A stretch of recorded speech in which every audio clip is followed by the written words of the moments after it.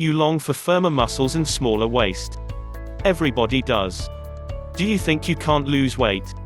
Yes, you can. But the truth is you can't lose weight without a diet, a plan. Low-carb diet. Weight loss experts and diet plan authors all agree that much of our excess weight comes from the carbohydrates we eat, especially the highly refined or processed ones such as potatoes, baked goods, bread, pasta and other convenient foods. To aggravate the problem, few of us get enough exercise to ward off excess pounds. The basic science behind the low-carb diet is to limit the consumption of foods with a lot of carbohydrates. The low-carb diet includes many popular weight loss programs such as the Atkins, South Beach, Zone and Carbohydrate Addict diet. Does it really work? One of the food groups which the body needs to survive are carbohydrates. Carbohydrates, also referred to as carbs, come in two types: sugars and starches. Sugars are simple carbs, usually sweet tasting like biscuits and sweets, and easily digested. Whereas, starches are complex carbs found in bread, pasta, noodles and rice and take longer to digest. The body transforms all these digestible carbs into glucose, the sugar that our cells use as fuel or energy.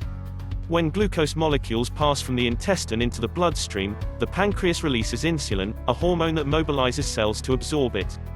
Muscle, fat and other cells then absorb the excess glucose from the blood and insulin levels return to normal. After a meal, high in glycemic index ranking of foods according to how fast their sugars are released into the bloodstream, blood sugar levels rise higher and rapidly.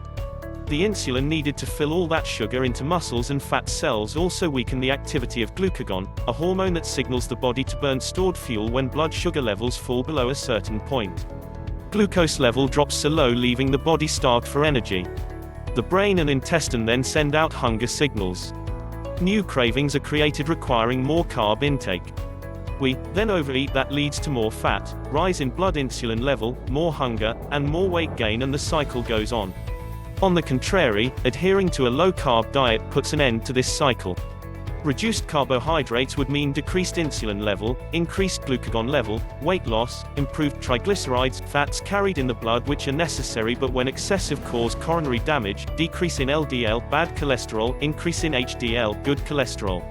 The bottom line, give refined or processed carbohydrates which cause rapid changes in blood sugar, trigger hunger, thereby encouraging overeating that ultimately leads to obesity, smaller spots on your plate. Anyway, nobody ever died from skipping potatoes, pasta, rice and white bread. That said, go get yourself a few good low-carb cookbooks. Better still, leaf through this site's 1,000 plus low-carb recipes, a seemingly endless variety of recipes.